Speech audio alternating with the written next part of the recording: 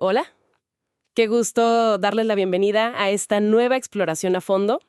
Hoy vamos a clavarnos en un tema, pues, verdaderamente alucinante. Sí, la verdad es que es un viaje mental tremendo. Totalmente. Es que, a ver, tratar de entender el origen del universo es casi imposible. Exacto. Es como empezar a leer un libro larguísimo desde el capítulo 5, y tener que adivinar cómo empezó la historia entera solo viendo cómo actúan los personajes en la actualidad.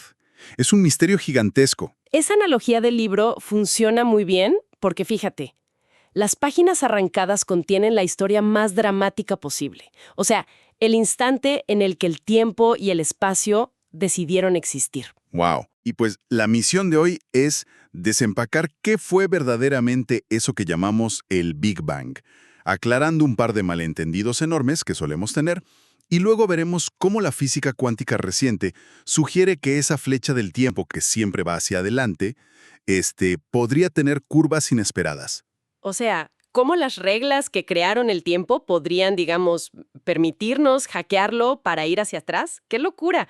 Pero a ver, empecemos por la imagen mental que casi todo el mundo tiene. Ajá, la clásica. Sí, si pensamos en hace unos 13.800 millones de años, la mente nos dibuja un espacio oscuro, inmenso, completamente vacío, y de la nada una especie de bomba gigantesca estalla en el centro, arrojando pedazos de materia brillante en todas direcciones. Claro, y esa imagen es precisamente el primer gran mito que tenemos que desarmar. A ver, Los modelos cosmológicos demuestran que no hubo una explosión dentro de un espacio vacío preexistente. O sea, lo que nos indican los datos es que había un punto infinitamente pequeño, increíblemente denso y con una temperatura tan alta que, pues, rompe nuestras escalas de medición. ok.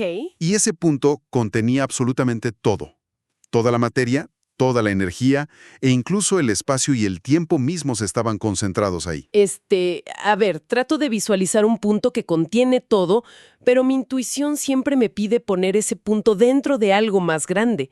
O sea, si el universo no estalló dentro de una caja vacía gigante, ¿qué había alrededor de ese punto primordial? Nada, ¿Nada? nada.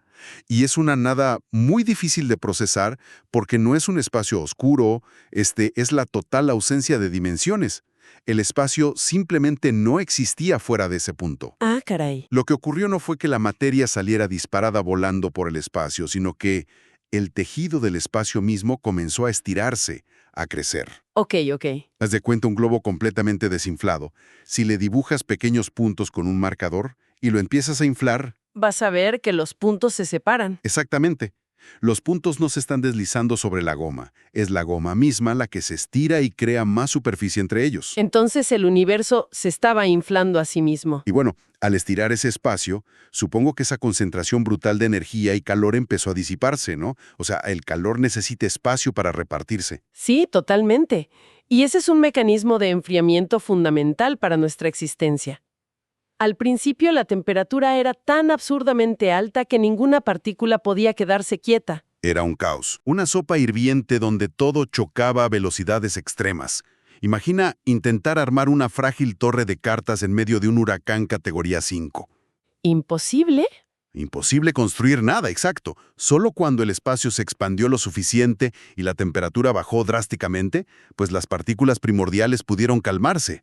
Se enfría la sopa y de repente las piezas tienen la tranquilidad para, empezar a unirse. Las partículas se acoplan y forman los primeros átomos, que entiendo fueron de hidrógeno y helio, ¿verdad? Sí, las estructuras más sencillas posibles.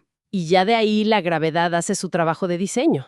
Junta esas inmensas nubes de gas simple, las comprime por su propio peso hasta que la fricción enciende el núcleo y nacen las primeras estrellas. Todo ese proceso arquitectónico cósmico dependió exclusivamente de que el espacio se estirara para permitir que la energía se enfriara. Sin esa expansión progresiva, todo seguiría siendo un caos de radiación ardiente sin estructura. O sea, no habría galaxias ni planetas. Ni nosotros intentando descifrarlo en este momento. ¡Wow! Pero a ver, me detengo en el término que usamos para referirnos a este evento, porque si entendemos que no hace bang porque el sonido necesita aire u otro medio para viajar, y en el vacío del espacio no hay sonido, Ajá. y si además ya aclaramos que no fue una explosión como la de un fuego artificial, sino un estiramiento del espacio mismo, ¿por qué insistimos en llamarlo Big Bang? Parece un nombre diseñado específicamente para confundirnos. Pues fíjate que curiosamente el nombre no lo inventó alguien que intentara explicar la teoría, sino alguien que intentaba burlarse de ella en público. ¿En serio? Sí, durante los años 20 y 30, la noción de un universo que tuvo un día cero causaba muchísima incomodidad en la comunidad científica. La preferencia general, y digamos la más cómoda, era el modelo del universo estacionario. O sea, la idea de que el cosmos es eterno. Exacto, que siempre ha estado ahí y a gran escala siempre será igual, sin principio ni fin. Claro, un universo sin principio ni fin se siente más ordenado. Te ahorras el dolor de cabeza de tener que explicar de dónde salió. Totalmente. Y uno de los defensores más apasionados de ese universo eterno era el astrónomo británico Fred Hoyle. Resulta que en 1949, Hoyle estaba dando una entrevista en la radio de la BBC. Ok. Y quería marcar el contraste entre su elegante teoría de un universo continuo y esta nueva teoría rival que proponía que todo nació de un solo punto en el pasado. Y ahí soltó el nombre. Sí, para hacer sonar a esta última como algo burdo y casi caricaturesco frente a la audiencia, usó un tono despectivo y la llamó, la idea del Big Bang, la gran explosión. Terminó bautizando a su mayor enemigo intelectual. Es increíble. Y el nombre resultó ser tan mediático, tan visual y pegadizo, que la prensa y el público en general lo adoptaron casi de inmediato. Sí, pegó muchísimo. Hubo incluso intentos formales décadas después por parte de astrónomos para cambiar el nombre por algo más riguroso. O sea, convocaron concursos buscando términos que hablaran de expansión primordial o conceptos más técnicos. Pero ya era muy tarde, ¿no? Demasiado tarde. El público ya había comprado el Big Bang. Ahora, lo realmente intrigante de esta historia es quién fue la primera persona en poner las matemáticas sobre la mesa para atreverse a decir que el universo sí comenzó en un punto condensado. Que uno pensaría automáticamente en algún científico excéntrico trabajando en el observatorio más moderno de la época. Pero el personaje rompe el molde por completo. Hablamos de Georges Lemaitre, un físico, astrofísico y matemático sumamente brillante que al mismo tiempo era un sacerdote católico en Bélgica. Así es, Lemaitre es la pieza clave en todo esto. Él tomó las complejas ecuaciones de la relatividad general que Albert Einstein había publicado aproximadamente una década antes. Ajá. Al resolverlas con mucho rigor en 1927, Lemaitre notó que la matemática de Einstein pintaba un universo inestable. ¿Inestable cómo? O sea, las ecuaciones mostraban que el cosmos no podía estar quieto. La gravedad debía hacerlo colapsar a menos que algo lo estuviera empujando hacia afuera. Ok.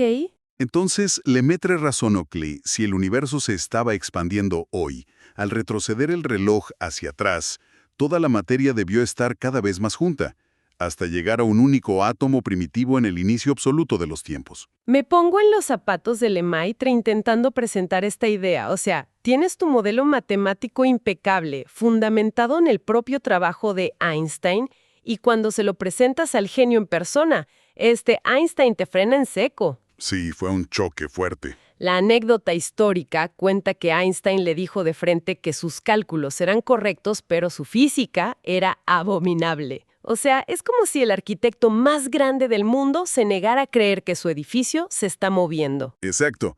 Einstein detestaba profundamente la idea de un universo dinámico.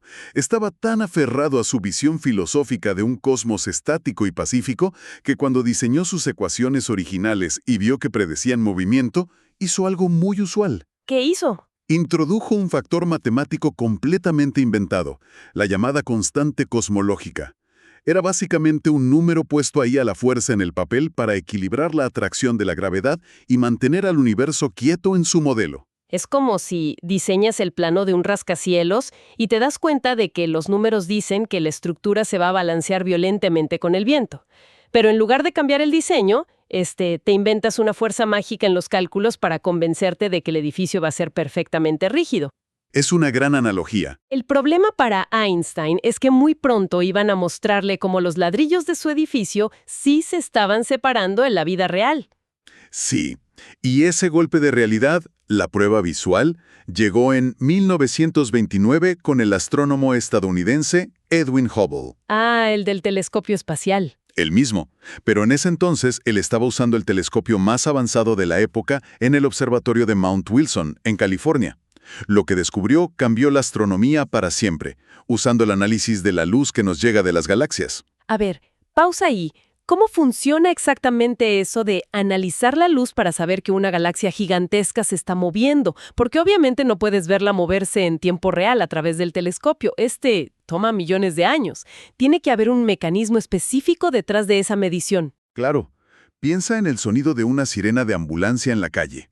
Cuando la ambulancia viene hacia ti a toda velocidad, las ondas de sonido se comprimen contra ti y escuchas un ruido más agudo. Ajá, el clásico nino, nino rápido. Exacto.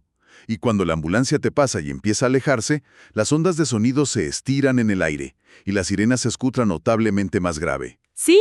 A eso se le llama el efecto Doppler. Pues resulta que con las ondas de luz en el universo ocurre exactamente el mismo fenómeno físico. O sea que las ondas de luz también se pueden comprimir o estirar dependiendo de si la fuente luminosa se acerca o huye de nosotros. Exactamente. Si una galaxia se estuviera acercando a la Tierra, sus ondas de luz se comprimirían hacia la parte aguda del espectro luminoso, que es el color azul.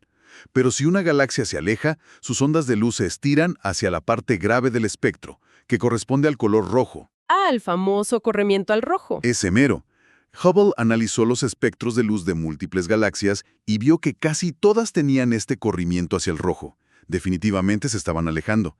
Y lo más impactante de su descubrimiento fue la proporción. Las galaxias que estaban más lejos de nosotros se alejaban más rápido. Wow, y ahí está la confirmación irrefutable de la analogía del globo que se infla de la que hablábamos hace rato. Si dibujas 2 puntos cerca y 2 puntos lejos en el globo, al inflarlo, los que están más separados originalmente ganan mucha más distancia en el mismo intervalo de tiempo simplemente porque hay más superficie de goma estirándose en medio de ellos. Totalmente. No es que las galaxias tengan un motor que las impulse más rápido, es el espacio creciendo entre ellas. Y al ver esos datos publicados y medidos con rigor, a Einstein no le quedó de otra más que rendirse ante la evidencia observable. Me imagino. En 1930 viajó al observatorio de Hubble, miró por el telescopio, revisó los datos del corrimiento al rojo y tuvo la enorme entereza intelectual de admitir públicamente su equivocación. Declaró que aquella constante cosmológica que inventó para forzar un universo quieto había sido el mayor error de su carrera. Dándole finalmente la razón a Lemaitre, es un gran recordatorio de que la ciencia avanza cuando los datos duros le ganan al orgullo. Ahora, tenemos un elefante en la habitación con este tema. A ver. Lemaitre, el padre de la teoría, propone que el universo tuvo un día 1. Y resulta que lleva un collar clerical. Es muy fácil asumir que su motivación para proponer el principio del tiempo era porque su religión estipula un acto de creación divina. Se presta mucho para mezclar las cosas. Sí, es una lectura muy común. Y de hecho, las esferas de poder cayeron redonditas en ella. En 1951, el Papa Pío XII pronunció un discurso solemne en el Vaticano donde tomó la teoría del Big Bang, que ya era muy respetada, y afirmó frente a la Academia de Ciencias que la física moderna finalmente había comprobado científicamente el relato del hágase la luz. ¡Uy! Sugirió que la ciencia demostraba a Dios.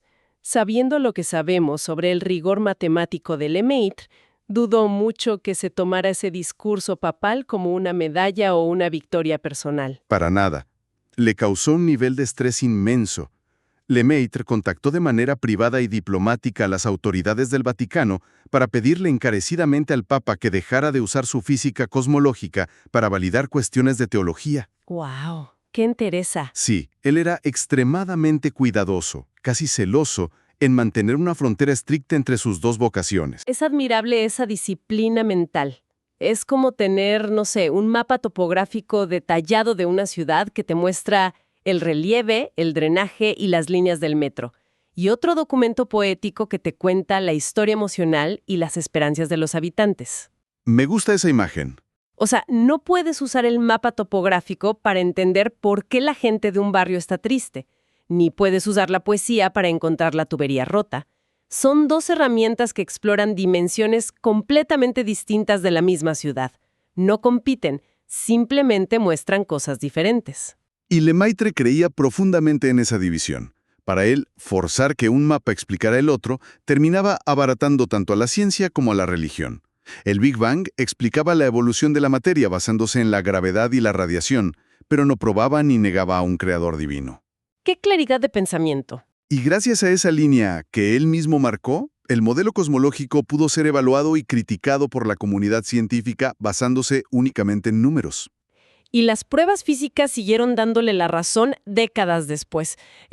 Me acuerdo del hallazgo accidental muy famoso en el 64. Ah, claro, el descubrimiento de la radiación cósmica de fondo. Dos ingenieros, Arno Penzias y Robert Wilson, estaban probando una antena de radio ultrasensible en Nueva Jersey y captaban un ruido estático constante en todas las direcciones del cielo. Que al principio pensaban que era basura o interferencia, ¿no? Sí, tras descartar interferencias urbanas e incluso limpiar excremento de paloma del equipo, Literal. se dieron cuenta de que estaban escuchando el eco térmico fosilizado de aquella expansión primordial. Era el calor residual del universo enfriándose, la última prueba que solidificó el Big Bang como el modelo estándar. Ok, tenemos entonces un modelo robusto donde un punto denso se expande, crea el espacio, forma los átomos y pone en marcha el tiempo. Y desde ese instante experimentamos una flecha del tiempo implacable que siempre fluye hacia adelante. Causa y luego efecto, siempre. Causa y efecto. O sea, se cae un vaso de vidrio, se rompe, y nunca vemos que los pedazos de vidrio floten y se vuelvan a ensamblar solos. Pero al revisar las fuentes actuales, nos topamos con investigaciones de física cuántica que proponen que esa flecha tan firme podría ser más flexible de lo que pensamos. Sí, aquí pasamos de mirar galaxias masivas a observar lo más diminuto del universo. A nivel macroscópico, en las cosas que podemos tocar, la causalidad es estricta. El vaso se rompe y ya está. Pero en el reino cuántico, las partículas subatómicas no respetan nuestro sentido común para nada. A ver, explícame eso. En la física teórica se habla de curvas cerradas de tipo tiempo, o CTCs, por sus siglas en inglés, que son soluciones matemáticas fundamentadas en la misma relatividad de Einstein que exploramos hace rato. Curvas cerradas de tipo tiempo. El nombre sugiere que la línea recta del reloj se dobla sobre sí misma, como si formara un bucle cerrado. Físicamente, describen rutas hipotéticas en el tejido del espacio-tiempo que permitirían a una partícula viajar de manera que termine interactuando con una versión anterior de sí misma. ¡Ah, caray! Por años, los físicos decían que esto era una peculiaridad de la matemática sin aplicaciones reales. Pero los experimentos recientes mencionados en la literatura científica están intentando simular estas curvas utilizando un fenómeno asombroso llamado entrelazamiento cuántico. Desempaquemos el entrelazamiento un poco. Lo que sabemos es que tomas dos partículas, las vinculas bajo ciertas condiciones de laboratorio, y luego, sin importar si una está en tu mesa y la otra a millones de kilómetros de distancia, lo que le haces a una altera instantáneamente a la otra instantáneamente. Ajá, así funciona. Como tener dos monedas que lanzas al mismo tiempo. Y si una cae cara, sabes que la otra, mágicamente, cayó cruz al instante, sin que tengan forma de enviarse una señal visible. Y esa conexión instantánea que Einstein llamaba acción fantasmal a distancia sigue asombrando hoy en día, pero investigadores teóricos contemporáneos como Seth Lloyd y sus equipos van un paso más allá. Están explorando cómo aprovechar este entrelazamiento cuántico no solo para conectar puntos separados por kilómetros de espacio, sino puntos separados por el tiempo. Espérame, ¿cómo? Sugieren que el estado final de una partícula entrelazada podría enviar información retrospectiva hacia su propio estado en el pasado. O sea, enviar datos para alterar un evento que técnicamente ya ocurrió en el laboratorio. Pero, a ver, un momento. Aquí mi cerebro racional frena en seco por la paradoja clásica. ¿Cuál de todas? Si yo envío un mensaje cuántico al pasado ordenando que el experimento se cancele, entonces el experimento no se realiza. Por ende, nunca envío el mensaje ordenando la cancelación. Por lo tanto, el experimento sigue adelante y terminamos en un cortocircuito lógico imposible de resolver. ¿No pone eso de cabeza toda la idea del Big Bang, donde una causa inicial detonó todo lo demás? Es una excelente pregunta. Estás describiendo el problema central de la retrocausalidad. ¿Cómo sobrevive el universo lógico si el efecto precede a la causa y a la altera? Lo fascinante de los modelos cuánticos actuales es cómo resuelven este cortocircuito usando probabilidades probabilísticas en lugar de certezas absolutas. Ok. Para explicar cómo la partícula retrocede sin destruir el universo, los investigadores proponen una analogía biomecánica. Este es como un hámster corriendo en su rueda. Una rueda de hámster tratando de explicar la estabilidad del espacio-tiempo. A ver cómo armamos esto. Haz de cuenta el movimiento físico del hámster. Corre velozmente, da un giro completo a la rueda y físicamente vuelve siempre al mismo punto inferior de la jaula. Ajá. Ha recorrido una distancia, pero terminó donde empezó. Ahora, traslada eso al entorno subatómico. La rueda representa esa curva temporal cerrada. Obligan a la partícula entrelazada a realizar un recorrido operativo muy complejo, pero al momento en que la partícula completa el giro en esa rueda abstracta, el resultado no la devuelve al mismo lugar en la caja del laboratorio, sino que la deposita en un instante temporal anterior en el cronómetro del experimento. Entiendo el mecanismo. La obligas a moverse hacia adelante, pero la geometría del recorrido la escupe unos instantes antes en la línea de tiempo. Como esas ilusiones ópticas de escaleras que bajan eternamente pero terminan en el techo de la casa. Exacto, una maravilla de la geometría cuántica. Pero a ver, ¿cómo evita eso la paradoja del cortocircuito lógico que te decía? Ahí radica la magia de la mecánica cuántica.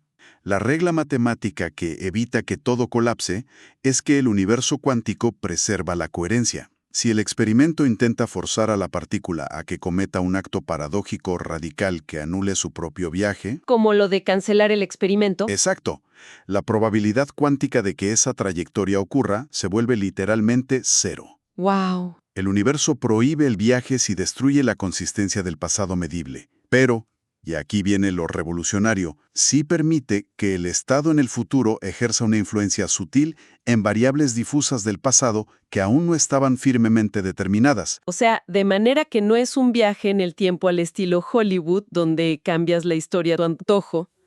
La partícula futura no viaja al momento del Big Bang para detenerlo.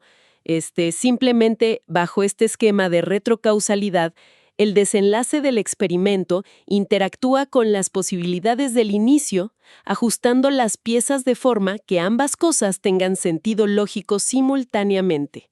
Causa y efecto se vuelven un diálogo en lugar de un monólogo. Es una síntesis excelente. Aunque hablamos de sistemas microscópicos increíblemente frágiles, el golpe filosófico a nuestra manera de pensar es brutal.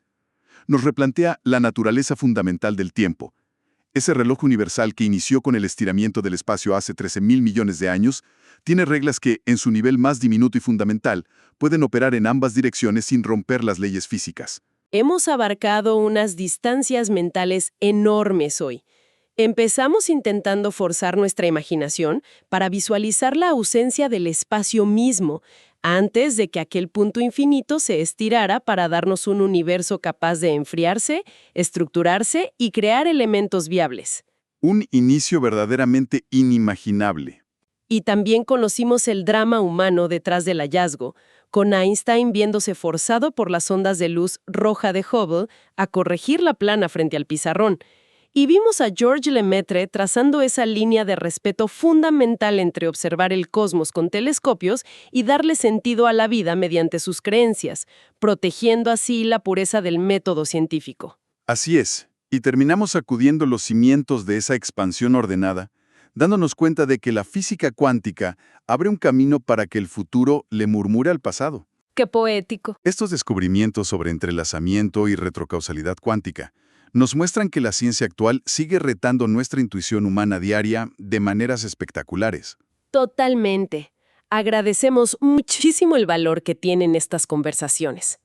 Sentarse a desmenuzar las ideas de quienes pasan las madrugadas observando el corrimiento al rojo de las galaxias o calibrando fotones en laboratorios para doblar el tiempo. Todo ese esfuerzo colectivo es lo que hoy nos permite a todos asomarnos a las maravillas del cosmos y sentir que entendemos un poco mejor nuestra propia realidad, por más extravagante que resulte. Y el solo acto de seguir preguntando qué hay más allá o qué hay más al fondo es lo que permite que nuestra perspectiva evolucione.